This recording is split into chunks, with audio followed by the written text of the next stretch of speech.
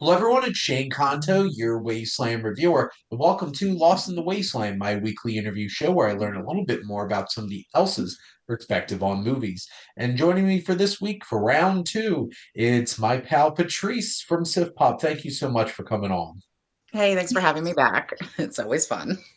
And we didn't even get to discuss Patrice's nomination won this month for the Wasteland review request, which I did indeed watch Mr. Blandings builds his dream Dream house. house. I know. I've been like shamelessly like putting that in every month since this started. Well, I will be sending the link over on the 8th when it comes out so you can make sure Yay! to check it out. But before I jump into my questions, Patrice, would you like to shamelessly plug anything for the viewers? Currently, you can just find my stuff on SiftPop. I haven't quite got it added onto the other site I'm kind of starting to work with. But for right now, everything's on SiftPop. I'm usually on the BEC every week, and I've got my monthly Fact on Fiction, which is about to come out for Trap. So that'll be pretty interesting. Nice. We certainly pay attention to what each other picks on the BEC too. Oh my gosh, And for yes, sure. and yes, do I like Shrek too? I sure do, Robert. Wow. Um, yes, I can pretty much find an answer for almost every single question Oh when my it gosh, comes yeah. to Shrek 2.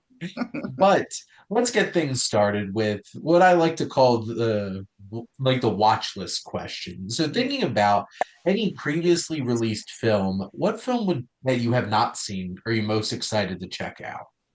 I still haven't seen The Boy and the Heron, and Okay, it's making me crazy that I haven't made the time since it's actually available for me to stream. there But you it's go. one of those where I don't want to watch it on a laptop. I don't want to watch it on a tablet. I want to actually watch it on the TV, which Yep. means kids have to be willing to sit there and let me watch it on the big TV. Well, so what that means is potentially come the summer when I do my Miyazaki series, Mhm. somebody could potentially join me for I Boy and the Heron know. and having an excuse. So there you go. It's a special film, and I feel like anytime Miyazaki makes something, it feels special. Yeah. So definitely appreciate that answer for sure. Now thinking about into the future, Mhm. looking at the slate coming up, a lot of movies get announced. What film are you most excited to see that hasn't released yet? So the one that's actually got a date that hasn't released yet is actually Mhm. next month. Ken Burns has his documentary on Leonardo da Vinci. So I'm actually Oh, really stoked about that. I actually got the review on the schedule for Sif Pop, so I nice. have to watch it. Oh no. But yeah, I love Ken Burns documentaries. They've Mhm. always like I've been watching them since I was in middle school. Yeah, So I remember seeing like the Civil War and like baseball was great, yeah, but and then even like I think it was around 2009 when he did the national parks, and I can't even tell you how many times I watched that one. Like nice. I just love them.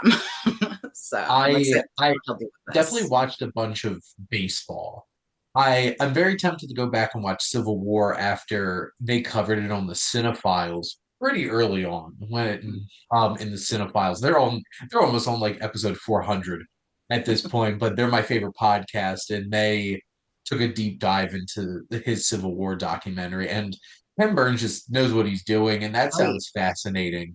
Da Vinci is such a fascinating figure of history. That's the thing. So, It's like Da Vinci's already so fascinating just on his own. Like I can't imagine that you couldn't do him justice, but just knowing how Ken Burns makes everything just come alive, like yes. when you're watching it, I'm really excited to see what he does with it.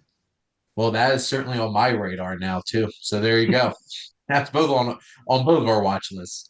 Now we love remakes. Oh my god. Society as a whole, of course, being sarcastic, but Mm. some films do deserve an actual remake. And Patrice, what's one film that you would actually like to see remade? So I know I've brought this up before, but Mhm. I actually, as much as we've been Sherlocked out, Uh-huh. I really want to see the Muppets do it so very badly. So yeah, my remake options are always like, I mean, every time we talk about remakes, I almost always say, I think the Muppets should do that. Yes. Because I think if you're gonna do a remake, there has to be a reason to do it that's either so different or really Mhm. tells parts of the story that you never heard. And I think that the Muppets are a great vehicle for that. I feel like Making it a Muppet movie is the excuse for any remake, to be Right. perfectly frank.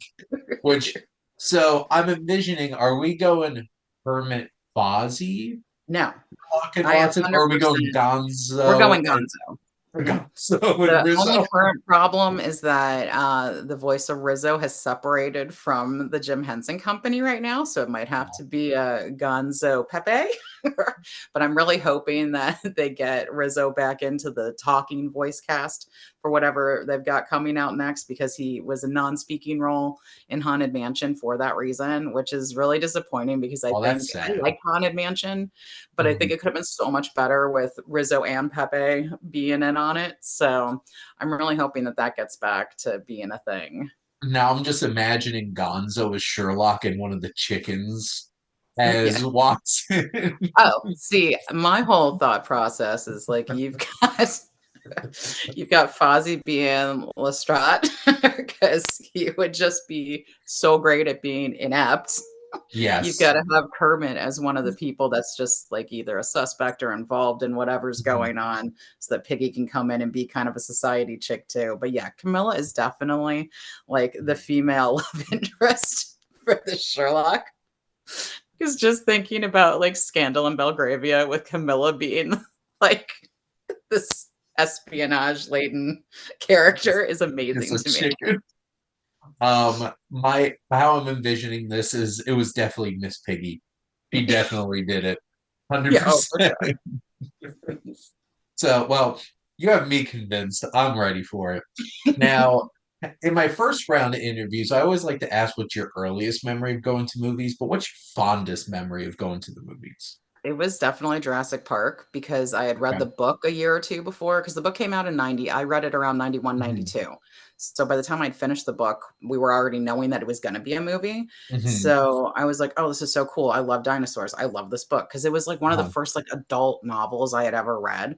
Like, it was the first It's time I definitely kind of for stepped. adults. Yeah, like, it For was the sure. first time I had read something that was, like, a big fat book that was tiny writing, and it wasn't, like, geared toward young adults. It was, like, an adult novel, and I loved it. I read it 2 or 3 times before the Mhm. movie came out.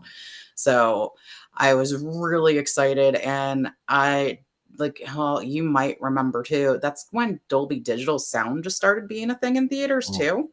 So that was, like, a big difference when you went to see something. So that was probably the first actual, like, action movie that I saw with that sound system installed.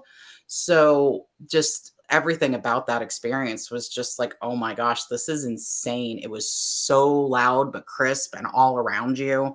You know, the visuals were just insane because no one had been doing things like that. The practical I mean, I don't have to tell anyone why Jurassic Park is great, but on the big yeah. screen, when you've never seen anything like that before, it's beyond amazing. And we actually went the first time to see it, and the projector broke right before you saw like the actual like actiony parts. Like they had gotten to the island and they had been in the jeeps and they knew there were dinosaurs there. Like they saw the Dilophosaurus, or not they saw the big Brachiosaurus, Mhm. and they thought they were about to see the Dilophosaurus on the tour, and that's when the projector broke. So we literally thought, "Oh my gosh, we were about to see the first like cool dinosaur," and the projector broke. And they're like, "Hey, you guys can come back tomorrow." And of course, we couldn't come back tomorrow because it was like my dad could only bring all of us kids like that one day, so we had to wait a whole Yeah. week, and it was insane. So I Oh could not man. have been more amped up by the time I saw that. So, like, I just had adrenaline running through me like crazy. I mean, I was 13 and it was like the most exciting thing ever. So, being able to see that like on the screen was just amazing. I I would love to go to like an AMC Dolby Cinema now and rewatch Yeah. Jurassic Park in it and just hearing the T-Rex Mhm. for the first time and just being like Yeah. everywhere. It's yeah, it is just so immersive, and you've never heard anything like that because Mhm, they made that amalgamation of sounds to make the T-Rex roar and mhm. everything, Yeah. so it's not a sound you've ever heard before. No. So it was just so amazing. Like, it was definitely, like, easily far and away my favorite theater experience ever. I'm trying to think. I think the first Jurassic film that I saw in a theater was Jurassic World. So it was the first three were all on like VHS and then DVD Right. and stuff like that. That would have been a special. I did because like it was I was two when that came out. So like the first movie I went to go see was like Indian in the Cupboard and like Space Jam. So like wasn't quite a Jurassic Park level. And my parents weren't those ones that would bring a baby in to see like Right. Dune. Oh, I my had a dad bunch of was. My first movie was like Star Wars. Actually, it was Return of the Jedi, and I started screaming like 15 minutes in. So, yeah, my dad was the one to fun, try, but he's like, fun "Well, we're out." time. We're out. Now, nothing feels better than watching a movie and it really exceeding your expectations. What's a film that sticks out to you that really exceeded your expectations? This might sound ridiculous, knowing how great it is. Lord Uh-huh. of the Rings, because I actually didn't see the Lord of the Rings until like 2003, because it was the year Return of the King came out. Is when I Okay. actually saw the first two. Hmm. And my husband and I had pretty much just started dating, and he's like, "Oh, Hmm. like, it was his turn to pick the movie, and, still a blockbuster kind of time going on." He's Hmm. like, "Oh, have you ever seen Lord of the Rings?" And I'm like, I'm not really into that kind of thing." And he's like, "Really? You sure? Like, it's really good. You like action stuff." And I'm like, "I don't know," because I think we had just watched like a war movie was something I had chose not Uh-huh. long before that. So he was like, "I don't understand why you wouldn't want," and I'm like, "Okay, fine. It's your turn anyway. I'm not gonna argue." And I was like, "Oh my God, this is the most amazing thing I've ever Yeah. seen." So of course we got Two Towers right after that, and then that Christmas we went to the theater and saw Return of the King, like right when, like as soon as our vacation day came, we were like, we're going, because we had planned to see it up north at a bigger theater. Uh-huh. So that's why we waited so long, because we actually did it on Christmas vacation, because we were going up to Pennsylvania, and we're like, all Nice. right, we're going to see it at this great theater, and it Hmm. was amazing. So yeah, I mean, I don't have to tell you, it's one of your favorite movies. Yeah. So I feel like it wasn't unreasonable to have like live action fantasy is so hard to make work that right. it's kind of miraculous that Peter Jackson did it. Mhm. And I think case in point is watch the Hobbit movies Well, and and that was my realize, point of reference at the time, yeah, was the animated ones were just horrible. And, I just, because they were so horrible and I saw them so young, I had no interest in seeing the live action anything to do with it. But, the technology they developed, I mean, because I've seen so much behind the scenes stuff, as I'm sure you have too.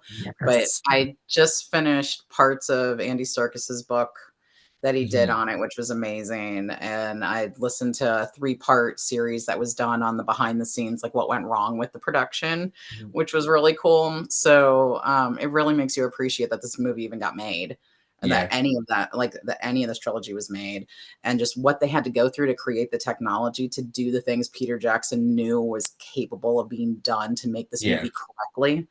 So and it's so cool how many people that were part of the writing and part of the production design were just such fans of Tolkien, that Mhm. if they hadn't just happened upon all these people that were so into it to begin with, I don't think we would have had such an amazing result. Yeah. So, like you said, I don't think it was unreasonable to think that it was, it's a fantasy flick, like, you know, but And yeah. I know it's such a big investment filming all Yes. that once for Right. like over a year and Hmm. putting it all together. And obviously it worked out and we're all better Yeah. off. I mean, So thank goodness. now, Patrice, I don't know how much of a reader you are. This is always a iffy question to ask, but what's written work that you would love to see adapted into a film? So growing up, I always would have told you the Lad series of books by Albert Payson Terhune, but Okay. I reread one a couple of years ago, and there were some wildly racist and derogatory ways to describe people of that area and of that time. Yep. So I definitely don't think that that's right for a video, Yeah. because we have Lassie, so I guess we're good enough. Because it was about border collies. He was a border Okay. collie breeder. So out of Mhm. his like 50 novels, like 40 of them are about collies.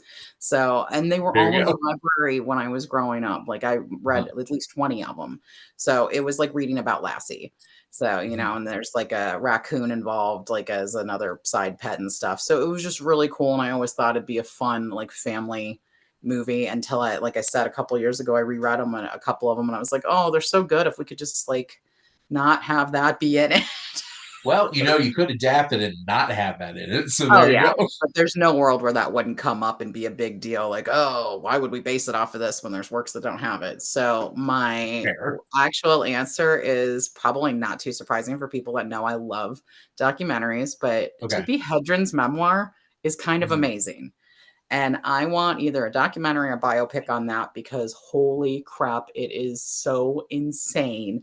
Just her time with Hitchcock, which if you watched Hitch, they kind of, they Mhm. touch on some of it, Mhm. but oh my gosh, does she go into detail? Like so much detail on that.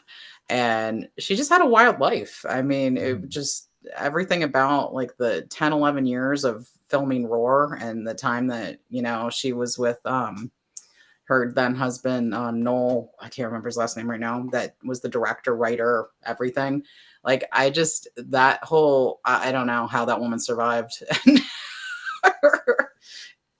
I'm never gonna say no to a good old school Hollywood uh biopic or something like that. So especially documentaries, they do a great job of like Mhm. really digging up some Oh, interesting yeah. things. I don't know if you've ever heard of You Must Remember This, the podcast from Karina Longworth. It is such a deep dive into like all this old school Hollywood stuff. So would recommend. My wife recommended to me. She's listened to like almost all of it. So Cool. That'll definitely be on my list. there you go. Now trailers are such an interesting thing, which also I had the strangest occurrence yesterday. I went to go see the new Joker. They played two trailers. I was like, what? Because That's like they just trying to get they, more show times in.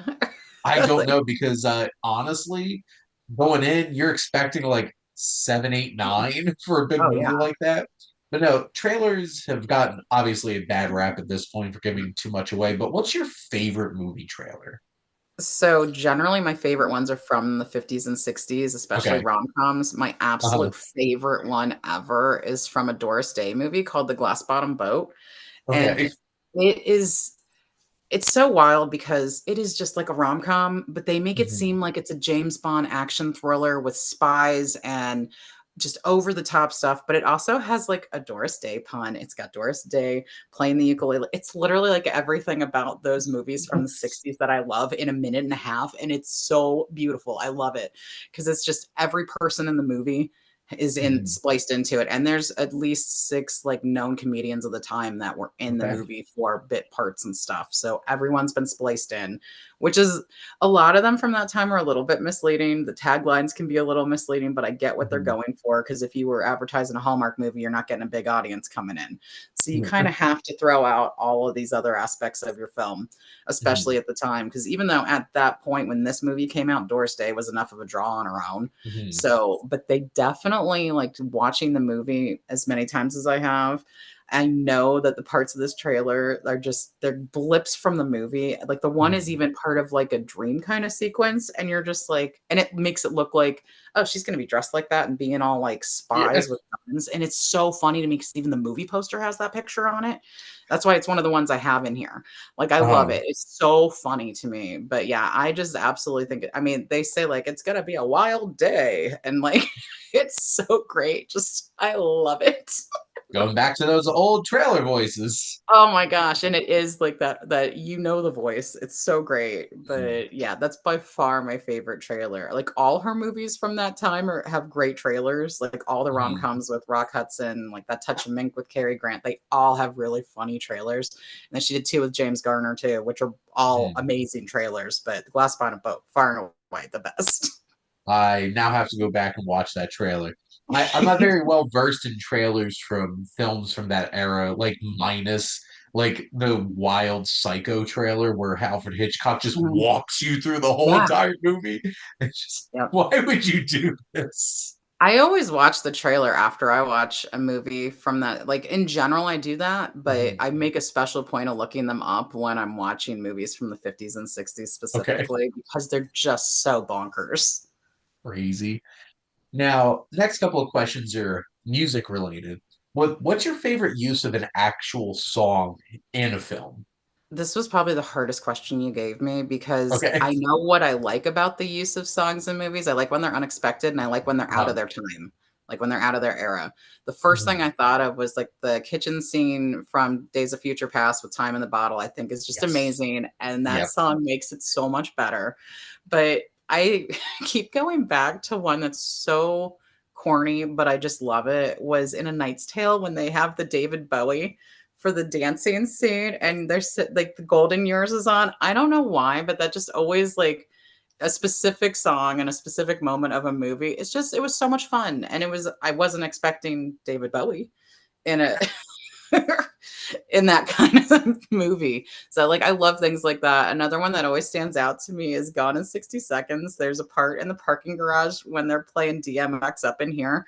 And I don't think them finding the snake in the floorboard would have been as funny if that song wasn't playing as they're like going through and hitting the sides of the parking garage and stuff.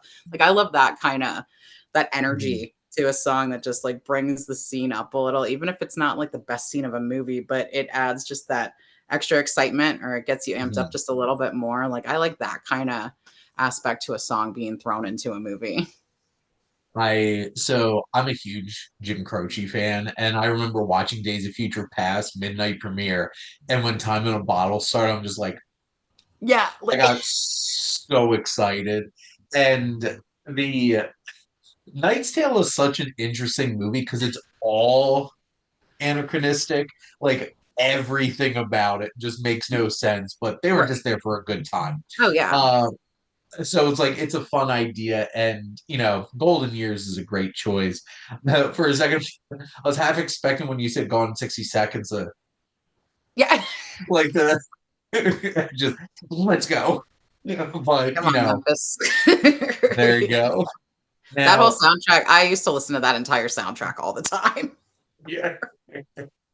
Now, in terms of movie scores, so say that you're going to sit down, you're just going to listen to a movie score. What's that score that you're going to pick? This was actually super easy. It's the 2009 Emma. Like it was Okay. a BBC production of Emma, Mhm. and a guy named Samuel Sim did Mhm. the scores for that and a bunch of other BBC stuff from the time. Like he's done like Home Fires and stuff like that. I think are about the Mhm. only thing people probably heard of outside of Emma. But I love that score beginning to end. Like it tells the story without words. If you actually listen to it beginning to end, you know what part of the movie they're at. And I Mhm. really love that about it. And then there's a couple of arrangements of like, songs that are several hundred years old Yeah. that he did. And they don't sound modern, but they sound like appropriate for this version of Mhm. the movie. And I Yeah. think it's great. I mean, it's my favorite version of Emma, so I'm a little biased anyway, but Fair. I definitely flip this score on several times a month, like beginning to end. I'll just turn it on and be listening to it. Absolutely. We especially like period pieces like that, you could always find like a nice gem of like Mhm, a score to them. Because you gotta liven it up somehow for mhm. modern audiences and stuff like that. Now, my last question for you is what I like to call this really grinds my gears. Question is what's one thing that you wish movies would stop doing? I know this isn't going to be a surprise to you, but I hate when voice actors don't get voice acting roles and it's all traditional actors. It makes me Yep. insane. Transformers 1 being a prime example. There is not a single Prime. notable voice actor. Yeah, not a single notable voice actor on that entire cast. And it just hurts because they're like, first off, why would you not still use Peter Cullen in any way, shape, or form? I don't understand that choice unless he just doesn't want to act anymore. I I feel like don't they were get it. just really trying to sell the film. Like, look, it's Chris Hemsworth. Right. Um, which that one I think reeks of that 100% Mhm, because I really really like that movie a lot, and there's some really mhm. great moments. But like, it is kind of distracting sitting there being like, it's Chris Hemsworth. That's Um, the point, like, I yeah, don't like I sometimes I like when there's a notable voice in it, but I don't yeah, like when it pulls you out of the character because this is a new mhm, character. This isn't Chris. yeah. This is Optimus Prime. It's Like Optimus Prime. yeah. There's So, like I mean, there's decades so of many talented voice actors and actresses out there, and it just kind of makes me insane that they're not being utilized to their full potential in some of these. And honestly, I feel like we could probably get more animated movies in a year if we weren't paying for traditional actors to be every voice True. in a movie. There you Just go. saying.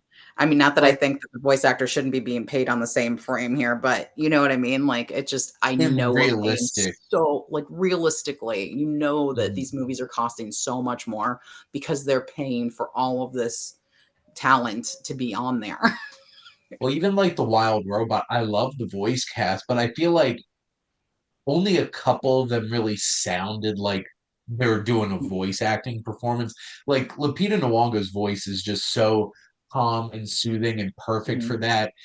It's Pedro Pascal as a fox. Like Yeah, it's pretty obvious. right, But like Mark Hamill, you don't realize right away like you're listening to Mark Hamill as right. that bear because Yeah. he's an actual But voice he's actor. been voice acting for decades now, Yep. you know, just like Mhm. Michael Dorn is kind of the same way. Like, we all know him Mhm. as Worf, but he's voice acted on so Yeah. many games and series and stuff that you don't always like, "Oh, it's Worf."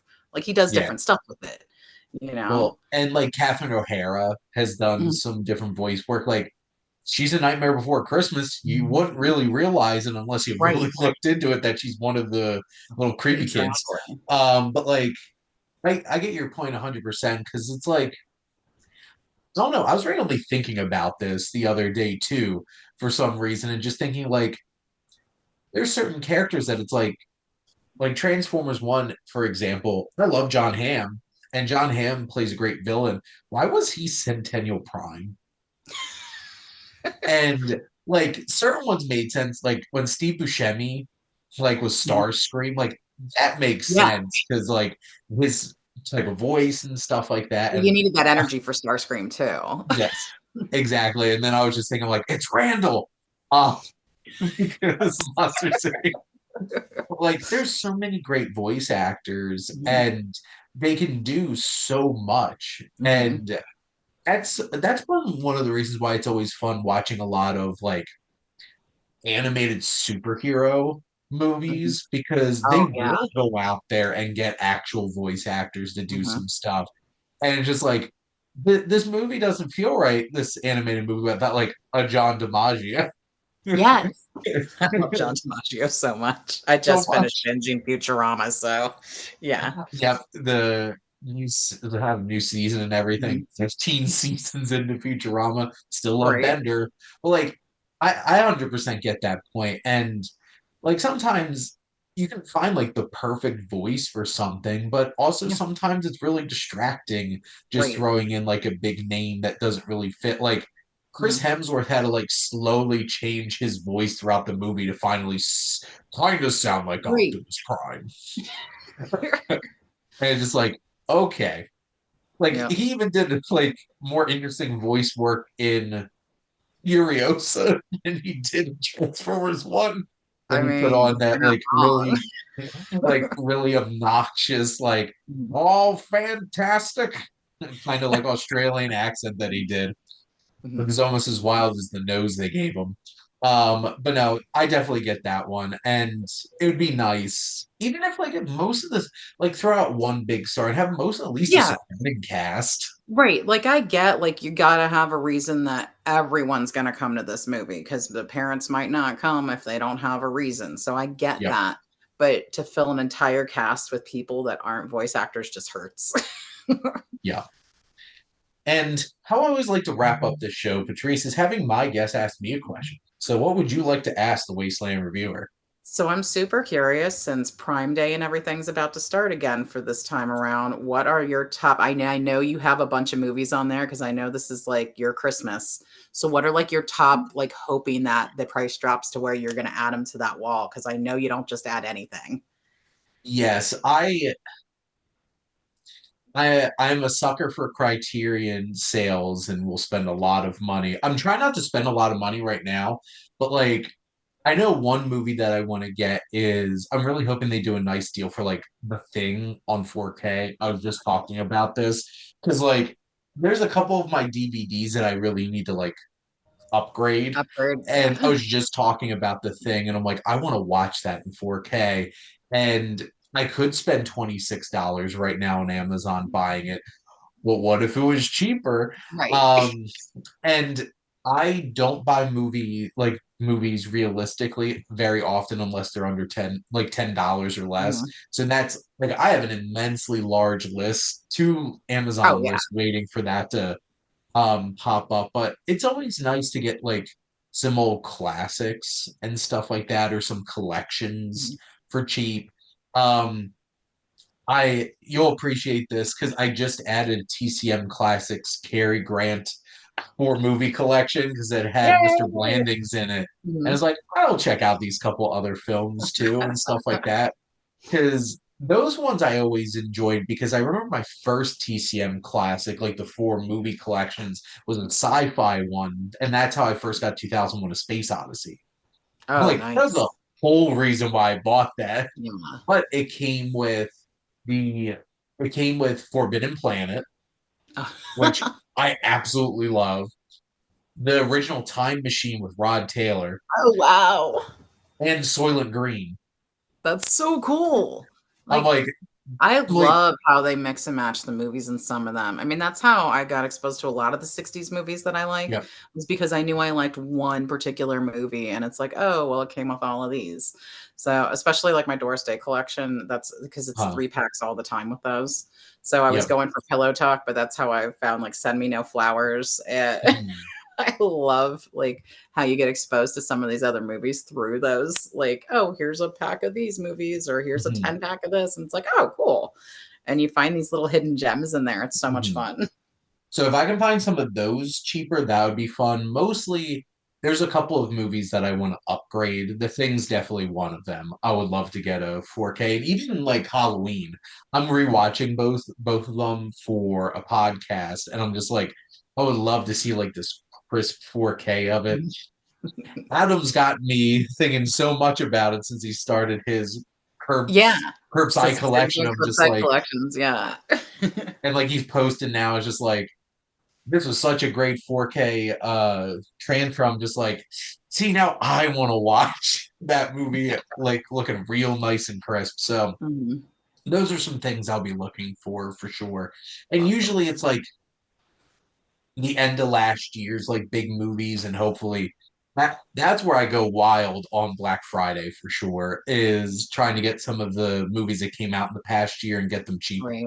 Yeah. Love that.